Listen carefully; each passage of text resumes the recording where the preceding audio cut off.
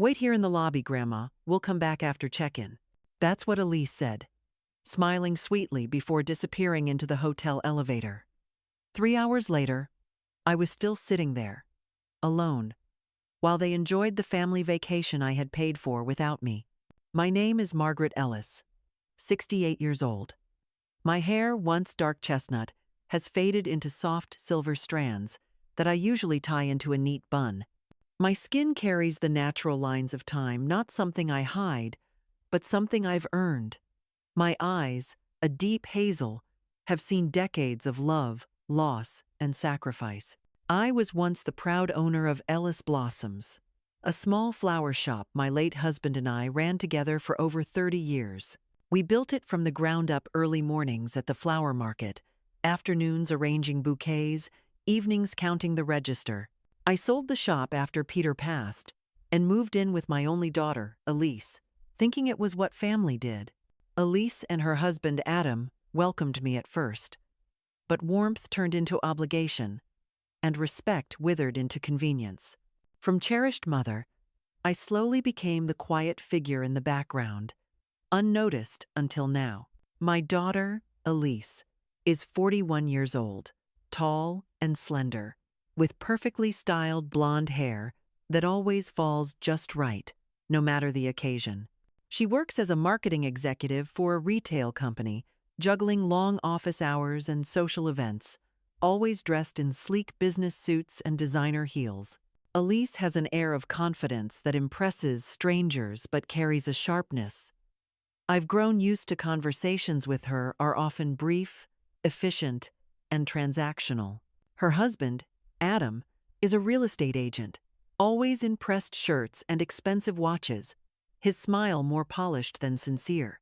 He prides himself on his networking skills, though most of his success came after Elise and I paid off some of his early debts.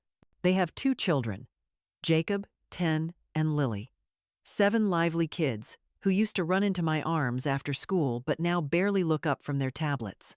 To outsiders, they are the picture of success, but within the walls of their house, I had become invisible.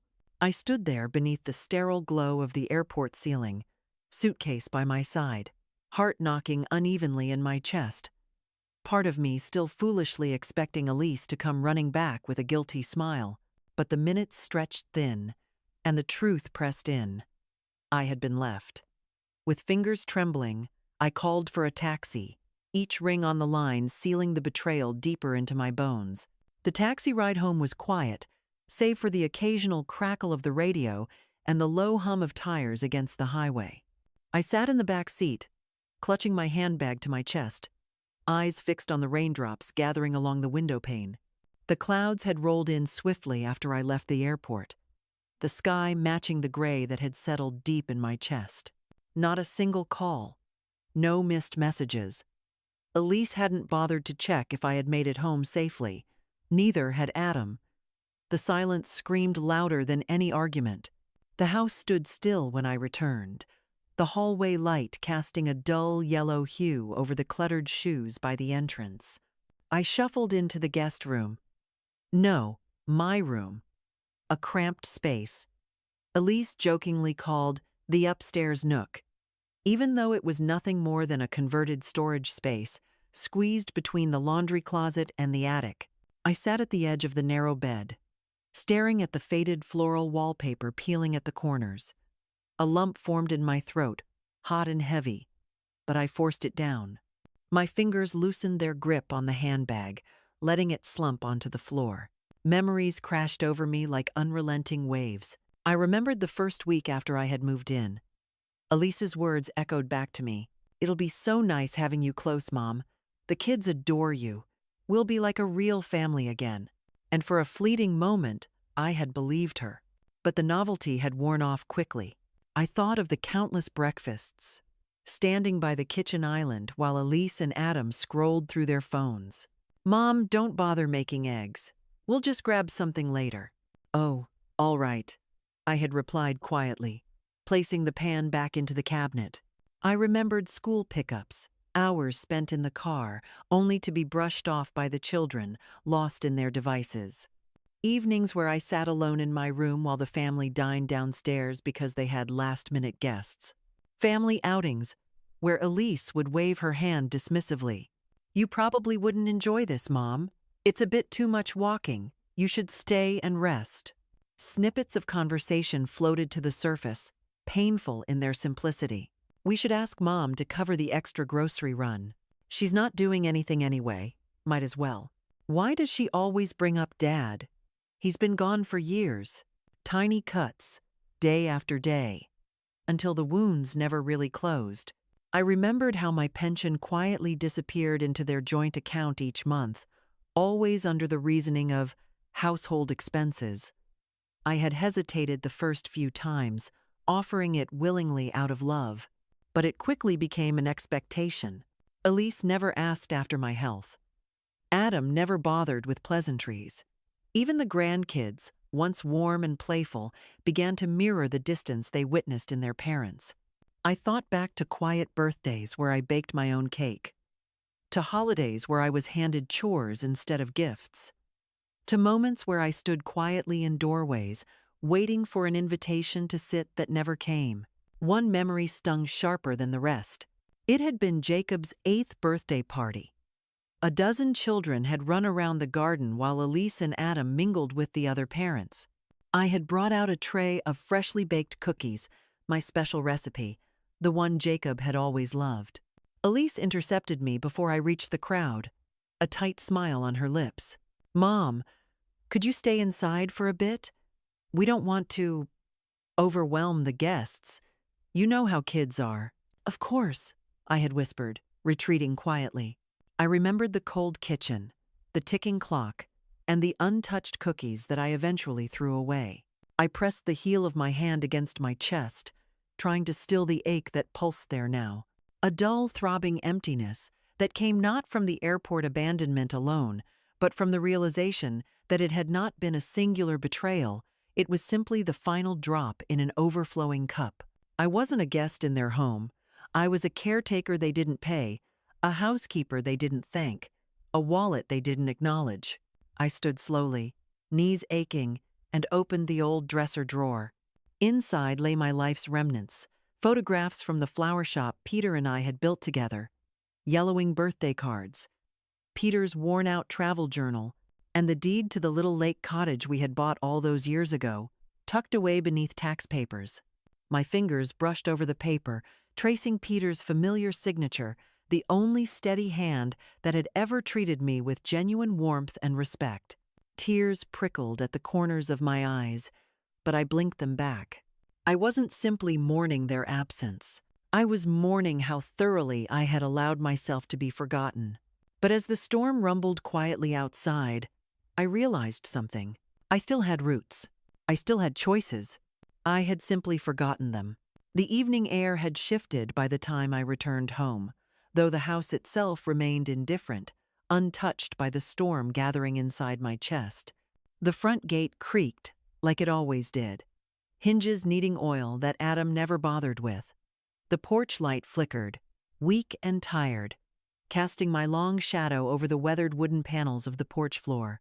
My feet moved slowly up the front steps, cane tapping rhythmically, my suitcase trailing behind like a loyal old friend. I unlocked the door, pushed it open, and was met by the familiar hollowness of the entryway. Coats slumped lazily on hooks, children's shoes kicked into corners, the faint trace of last night's dinner still lingering in the air. But it wasn't my home. Not anymore. I climbed the narrow staircase to my little upstairs room, each step pressing more heavily against my legs than the one before. The door to my room groaned as I pushed it open, revealing the cramped space where I had faded over the past few years. The single window stared out to the side alley, half obstructed by the neighbor's fence. The bedspread I'd stitched by hand sat neatly folded at the edge of the bed, untouched, while the faint buzz of the hallway light reminded me of how little maintenance this house ever spared for me. I lowered myself onto the bed and stared at the gray walls. A strange, aching quiet wrapped around me. For a while, I just sat there, phone clutched in my lap, screen bright in the dim room. I refreshed my call log. No calls, No texts, no missed voicemails. The last message from Elise was 2 days old. A curt, "We'll see you at the airport." I refreshed again. Nothing. I opened the family chat. No messages. Just vacation photos from earlier in the week. Sandy beaches, cocktails, smiling faces. I swallowed back the lump in my throat, my thumb hovering over the screen. Maybe, just maybe, I thought. But deep inside, I knew better. I pressed the phone flat against my thigh and stared at the faded patch of wallpaper peeling by the radiator. My eyes drifted to the small garden outside the kitchen window.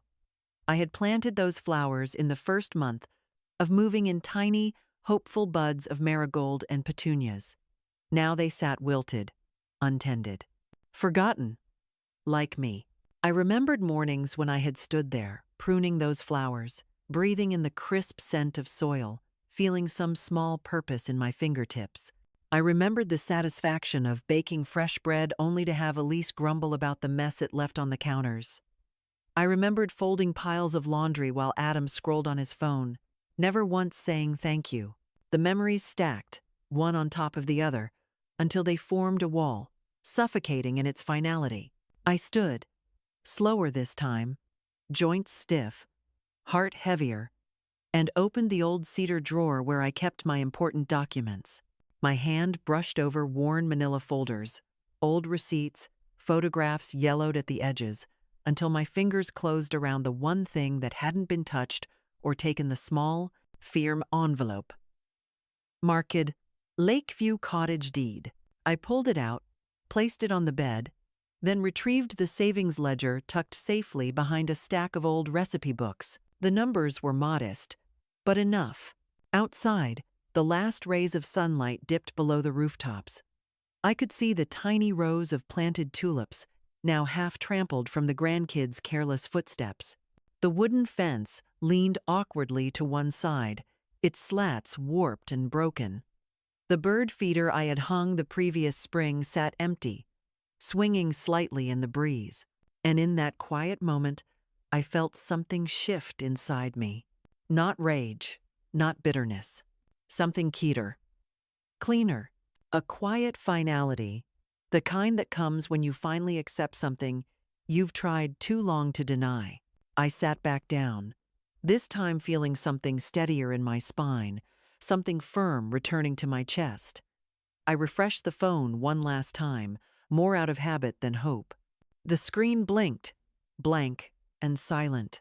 "They won't call," I whispered aloud, and the sound of my own voice filled the room like an anchor. They wouldn't call. They wouldn't return. Not for apologies, not for explanations, not for me. And that realization no longer hollowed me out. Instead, it gave me clarity. I opened my small closet. The door creaked on its hinges. Clothes hung in quiet rows, many of which I hadn't worn in months. I reached for my sturdy travel bag, the same one Peter and I had used on those road trips to the mountains. It smelled faintly of lavender from the sachets I had packed with it years ago.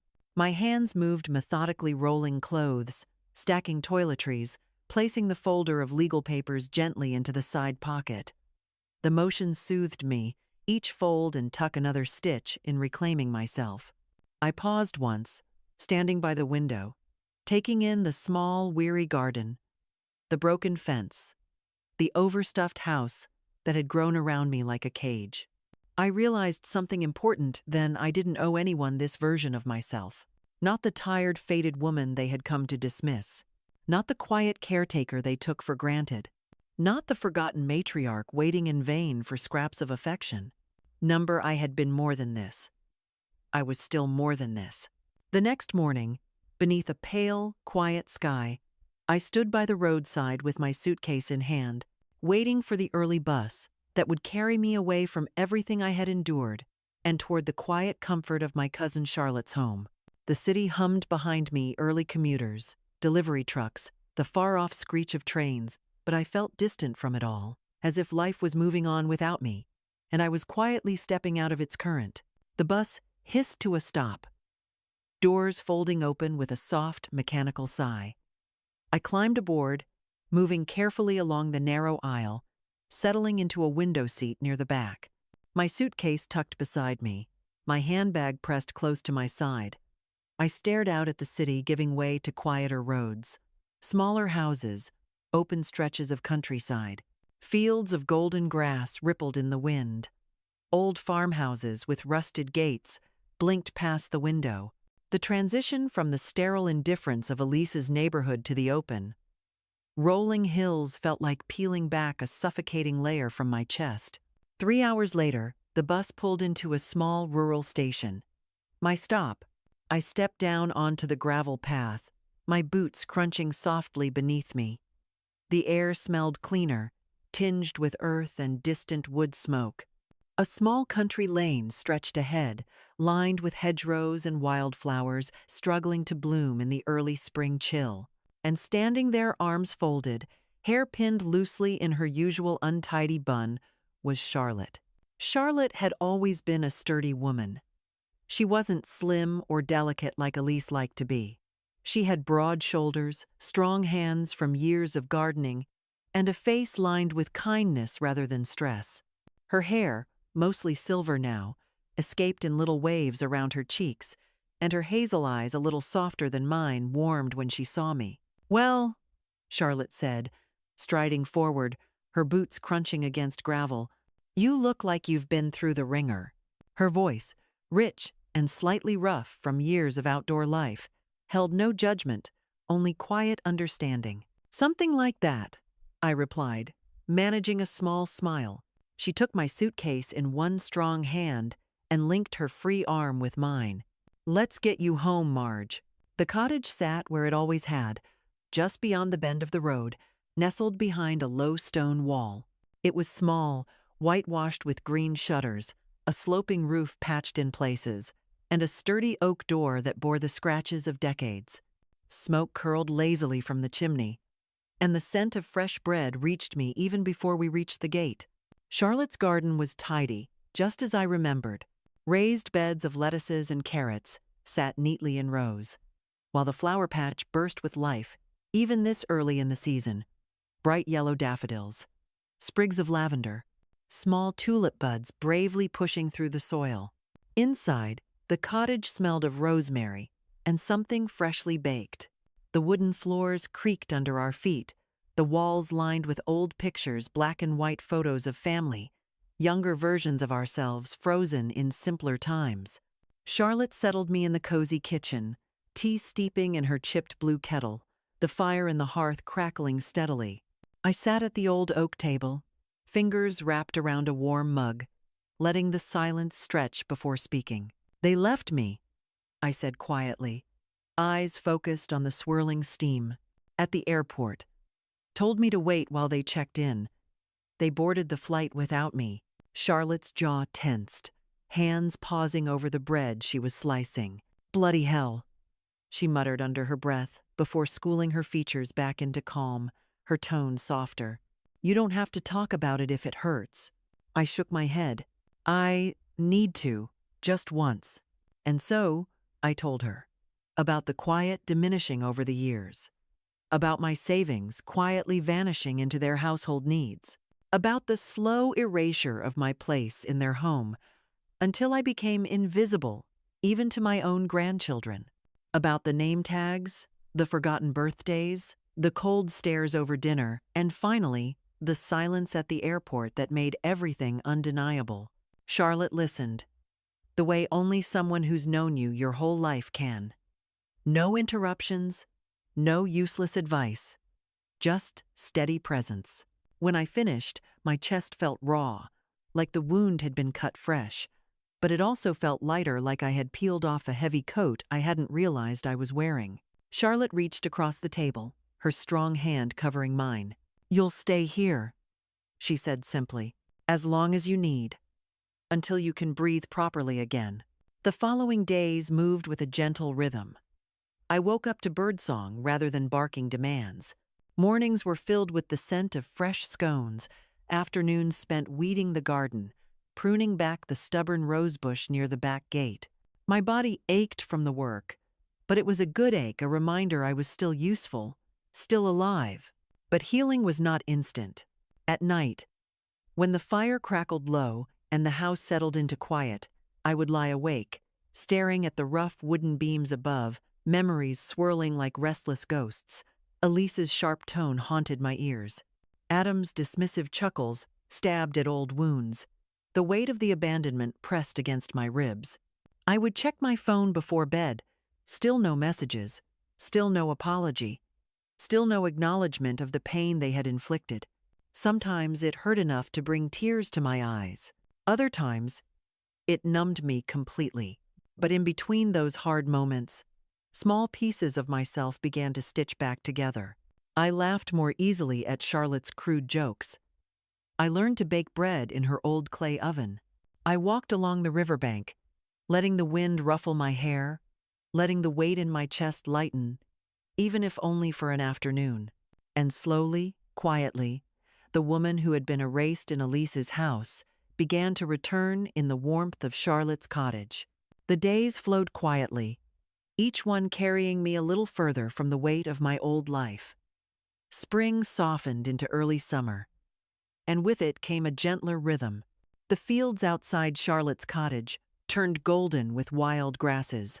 The roses we had tended bloomed stubbornly along the stone walls, and the sky stretched wide and blue, no longer pressing down on my shoulders. But a part of me, the part that had always worked with her hands and felt most alive with a sense of purpose, longed for something more than the peace of Charlotte's garden. I wanted to feel useful again, to feel part of something. That's how I found myself walking down the winding lane into the small village nestled beyond the hills. The lane smelled of honeysuckle, and the warm breeze rustled through the leaves above. I followed the curve of the road until it opened into a modest town square, where life moved slower, friendlier, and with a simplicity that wrapped itself around me like a balm. Tucked in the corner, opposite the post office and beside the old clock tower, stood a little cafe, the Copper Kettle. It was a modest place, brick walls softened by age, wide windows framed by green wooden shutters, and a dark brown sign hanging slightly crooked above the entrance.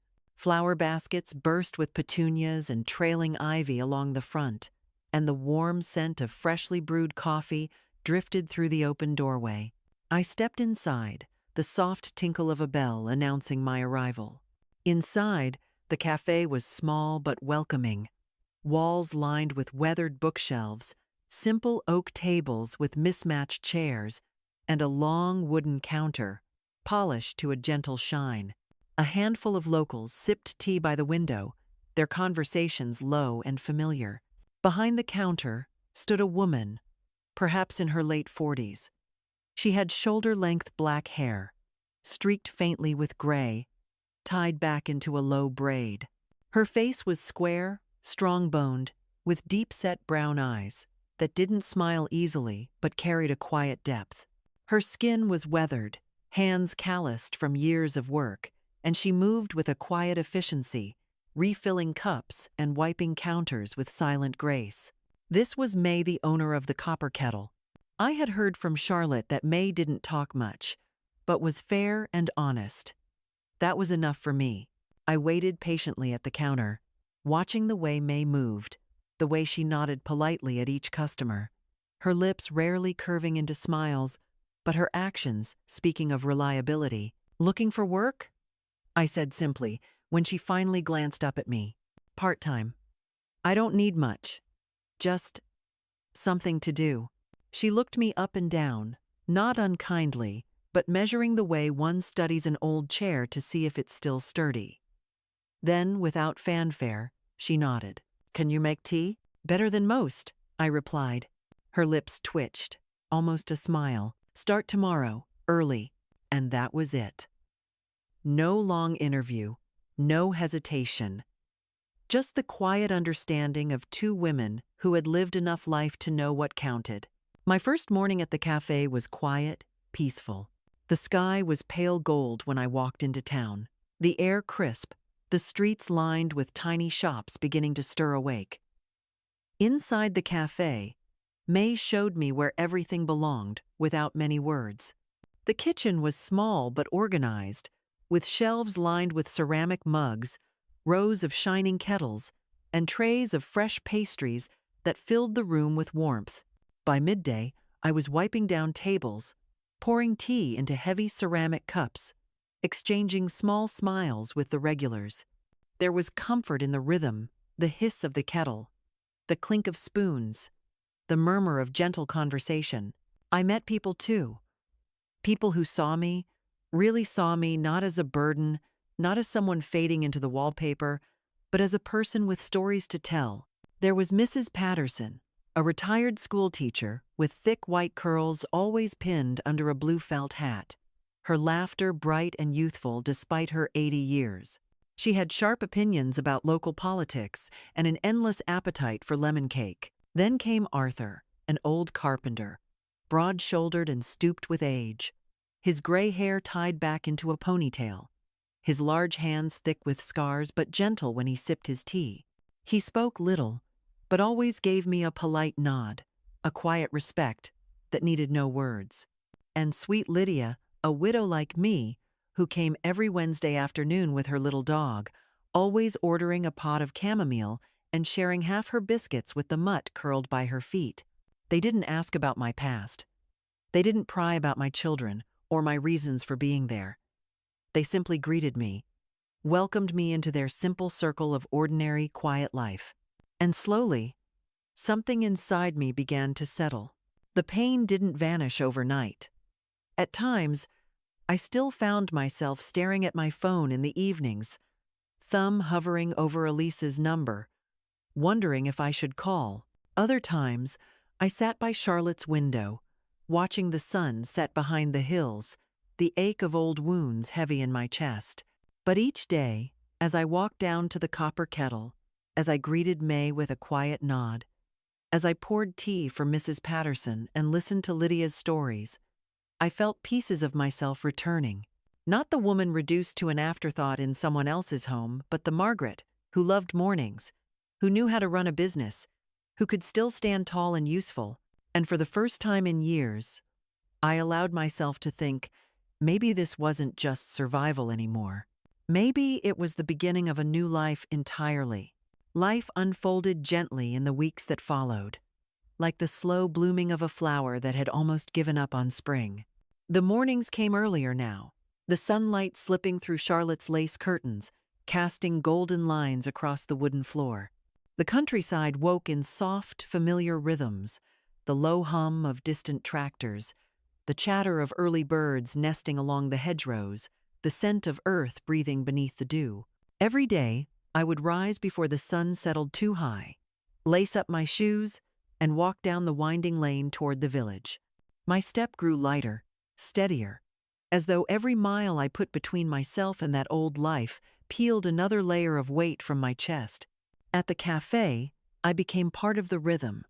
May's nod of greeting was always the same, her instructions brief but thoughtful. She was a woman of few words, but we fell into a steady rhythm, her tending to the baking, me managing the counter and customers, sometimes exchanging no more than a handful of words before noon. It suited me. There was comfort in the simplicity, in the feel of warm ceramic mugs in my hands, the murmur of regulars enjoying their routines. I no longer felt like a shadow in someone else's house, waiting for scraps of attention. Here, I stood behind the counter with purpose, needed not for obligation, but for my quiet competence. Afternoons often led me back through the lanes, where I sometimes met Arthur near the carpenter's shed, offering a polite nod, exchanging small words about the weather, the new blooms in the meadows. Other days, Mrs. Patterson would wave me over for a brief gossip session, her crisp laugh warming my chest in ways I hadn't realized I'd missed. But my favorite moments were the quiet afternoons in Charlotte's garden. I took slow walks along the vegetable patches, pruning wild stems, tying up runaway vines. The roses by the back wall had begun to open up, brave little bursts of crimson and ivory in the mild air. I would kneel by the flower beds, fingers in the soil, and remember that I had built things before beautiful things, and I was not too old to build again. Evenings became their own quiet ritual. Charlotte would settle in her favorite chair by the fire with her knitting, and I would sit by the window with a cup of tea, writing letters. Yes, letters, the old-fashioned way. I began corresponding with Lydia from the cafe, exchanging small notes about books we were reading or recipes we wanted to try. I found a quiet joy in the handwritten words, the act of sealing envelopes, walking them to the small village postbox. There was something comforting in knowing someone awaited my words, in knowing my experiences, my little joys, were shared and received warmly. Some evenings, I would receive letters in return, Lydia's careful, rounded handwriting describing the antics of her dog, Mrs. Patterson's sharp commentary on village politics, even an occasional short note from Arthur with a carved pressed flower tucked inside. The connections were small, simple, but they felt whole, real, not built on guilt or obligation, but on quiet respect, on gentle affection. The loneliness hadn't disappeared entirely. Some nights, I still lay awake beneath the quilt Charlotte had stitched for me, staring up at the dark wooden beams, wondering if Elise ever realized what she'd done. I still checked my phone from time to time, though the screen remained blank, and the ache would press into my ribs like a dull bruise. But more often than not, that ache was replaced by peace, not the peace of being forgotten, but the peace of being left alone to finally be myself. I found myself humming when I tended the roses, enjoying the way the petals opened under my care. I took longer walks, feeling the wind against my face, greeting neighbors by name. On Sundays, I baked bread with Charlotte, our laughter filling the kitchen as we battled the stubborn old oven. And slowly, my reflection in the mirror began to change. The deep lines on my face were still there. The silver strands remained, but my eyes, they no longer looked hollow. They carried warmth, quiet determination, a sense of self I hadn't seen in years. One morning, as I walked down the lane toward the cafe, the sky a soft sweep of blue with thin streaks of cloud, I realized something simple, yet profound. I was no longer living in survival mode. I was living. Each small connection, every quiet moment of joy, tending the garden, brewing tea, receiving a letter stitched me back together, not into the woman I had been, but into someone stronger, freer. I didn't need Elise's validation. I didn't crave their apology anymore. I had traded their empty approval for something much rarer, a quiet, honest contentment with myself. And as I stood at the cafe's door that morning, greeted by the warm smell of fresh bread and the gentle sound of May's footsteps inside, I smiled softly to myself. This, I whispered under my breath, is what it feels like to come home. But just as I started to breathe easily again, the past found a way to knock at my door, not with heartfelt apologies, but through cold, distant messages and late-night calls that rattled my phone like a distant storm threatening to return. It started quietly, first a single missed call. I noticed it one morning, just after I had returned from my early walk to the market, my basket filled with fresh bread and garden greens. The little black phone lay on the kitchen counter, its screen softly glowing with a notification. Missed call Elise. I stared at it for a long while, fingers hovering just above the glass. A small part of me, the part that had spent decades smoothing conflicts, putting others first, almost reached out to return the call. But I didn't. Instead, I placed the phone back down, carefully, deliberately, and continued rinsing lettuce leaves in the sink. The days moved forward like soft waves brushing the shore. I worked my shifts at the cafe, tended the garden, wrote my letters, and basked in the honest simplicity of days spent free from pretense. But the calls kept coming, not frequent enough to be called persistent, not warm enough to feel genuine. They came in short bursts: a call on a Thursday morning, a voicemail late in the evening, an occasional half-hearted text. "Hey Mom, hope you're well. Call when you get a chance. Hi, Mum. The kids were asking about you. Where are you? Are you okay? I read every word. I listened to every voicemail, but I stayed silent. It wasn't anger that held my tongue. No, I had carried enough anger in my chest for years, heavy like stones dragging me under. What filled me now was something colder, quieter, a firm realization that their voices, their messages, sounded different now, not full of warmth or regret, but laced with responsibility, an obligation to check in, to appear concerned, to save face. Should anyone ask, "Have you spoken to your mother recently?" Some nights, when the moonlight filtered gently through the curtains, I sat by the window, my phone resting in my lap, screen lighting up with their names. The old version of me would have rushed to respond, eager to explain myself, to reassure them that I was safe, not bitter, still loyal, still waiting. But I wasn't waiting anymore. And they weren't calling out of love. Their words were careful, clipped, always avoiding the obvious. There was no apology, no acknowledgement of the airport, of the years spent diminishing me within their home. No reflection, only surface-level concern. Hope you're all right. The kids miss you. It's been a while.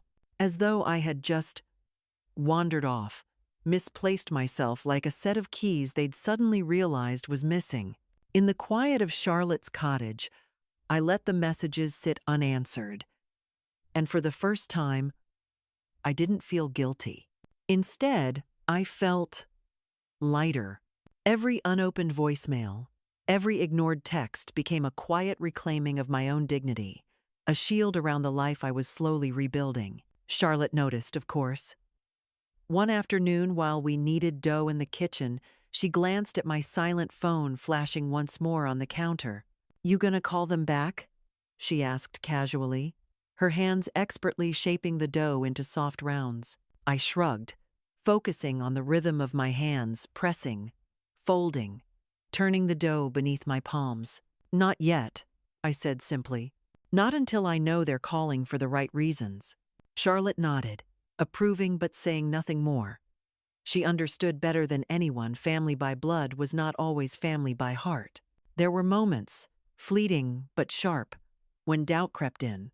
When I heard Lydia laugh about her grandchildren's weekend visits, or saw Mrs. Patterson's family gather around her in the cafe, part of me wondered, was I being too harsh? Too distant? But the next text would arrive. "You disappeared on us, Mom. We were worried."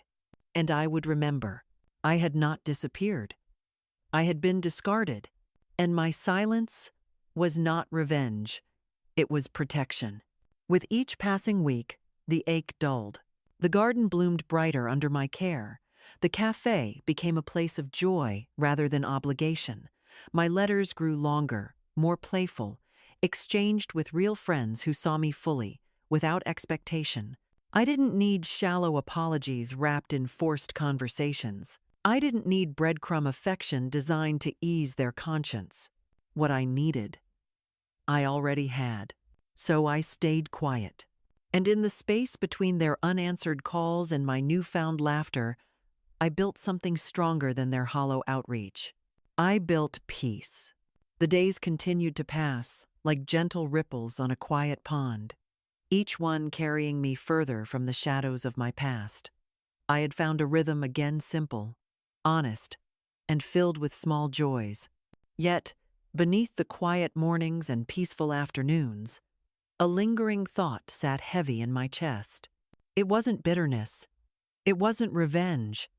It was the simple, unfinished ache of needing answers. I wanted to hear their voices not for comfort, but for clarity. I didn't crave their apologies, but I wanted truth. I wanted to hear from their own mouths what they had done, and why they had chosen silence over dignity, abandonment over care, not for reconciliation, but for peace of mind. Some nights, I would sit in Charlotte's small sitting room by the fire, fingers curled around my warm cup of tea, eyes drifting to the muted glow of my phone lying on the side table. I had silenced it days ago, no vibrations, no beeping notifications, but I still saw the missed calls, the unanswered texts blinking quietly, reminders of unfinished conversations. Charlotte said nothing, never prying, only offering quiet companionship. She understood there are moments in life one must face alone. And so, I waited not out of hesitation, but to allow my heart the space to speak calmly. Then, one morning, under a sky streaked with golden sunrise, after pruning the roses and feeding the hens, I sat by the window, phone in hand, and I knew it was time. I would speak to them. I would not raise my voice. I would not beg for understanding. I would offer them the same quiet honesty I had finally given myself. The phone rang 3 times before Elise answered, her voice rushing in like a familiar but distant echo. "Mom, is that really you? God, we've been trying to reach you. Why didn't you answer?" Her tone wasn't warm. It was defensive, breathless, as though she had rehearsed anger to mask guilt. I sat straighter, my back brushing against the wooden chair, feeling no tremble in my hands, no weakness in my voice. I heard every message. I said calmly, "I read every text." There was a pause, hesitation blooming in the silence. "Then why didn't you respond?" Elise asked sharply. "You just left without saying anything." I smiled softly to myself, feeling the steadiness in my chest. "No, Elise, you left." I corrected gently. "At the airport, and long before that. You left in small ways, day after day, until I became invisible in my own family." Her breath hitched, and I could hear Adam's voice faintly in the background. "Mom, we didn't mean to. Things just got complicated." "They didn't get complicated," I interrupted, my tone still soft, almost maternal. "They got convenient. For you." For a long moment, there was only silence. I pressed on, not in anger, but with quiet clarity. "I waited a long time for you to see me, not as a caregiver, not as a housekeeper, but as your mother. And when I needed you most, you taught me exactly where I stood."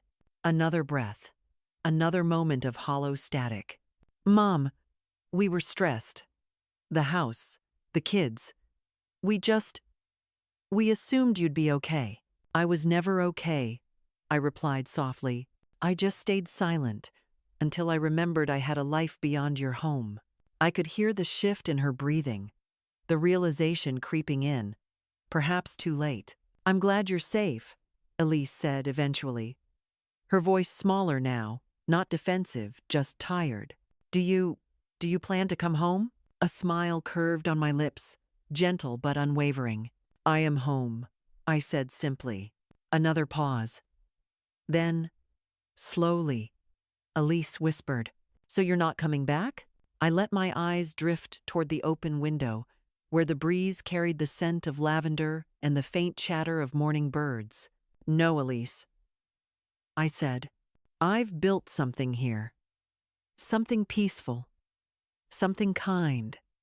I will see you again. We will talk again. But I will never return to that house." And I meant it not out of cruelty, but from a place of self-preservation, of rediscovered dignity. "I forgave you already," I continued softly, "but I will not forget, and I will never let myself be diminished again." The line stayed quiet for a long moment, as though Elise didn't know how to respond. Then, a choked reply. "Okay, I understand." I ended the call peacefully, without anger, without lingering sorrow. I placed the phone down, exhaled deeply, and allowed the stillness of the room to wrap around me like a shield. I didn't cry. I didn't ache. I felt light, free from the need to explain myself, free from the shackles of misplaced loyalty. Outside, the garden waited, blooming brighter than ever. The cafe welcomed me later that morning with warm smiles, quiet nods of respect. My new life embraced me with open arms, and within the quiet spaces of my heart, I knew I had chosen well. I had not abandoned my family. I had chosen myself, and I would never apologize for that again. The days settled into an easy rhythm, like gentle ripples across a still pond. Morning light slipped through the curtains of Charlotte's little cottage, painting soft streaks of gold across the wooden floor. Outside, the garden stretched awake with every sunrise, wildflowers nodding in the breeze, vegetable patches neat and thriving under our careful hands. I woke each morning before the sun climbed too high, the air still cool and scented with fresh earth. There was no rush, no hurried footsteps, no cold voices calling me into obligation. I dressed in comfortable linen, tied back my silver hair, and smiled at my reflection, a woman older, yes, but stronger, freer than she had been in years. The old house felt alive in the most comforting ways. Charlotte's soft humming in the kitchen, the rhythmic creak of floorboards under our steps, the occasional crackle from the fireplace, even during summer mornings when the early chill lingered. It was not a grand house, but it was sturdy, honest, like the life I was building within its walls. The garden was my sanctuary.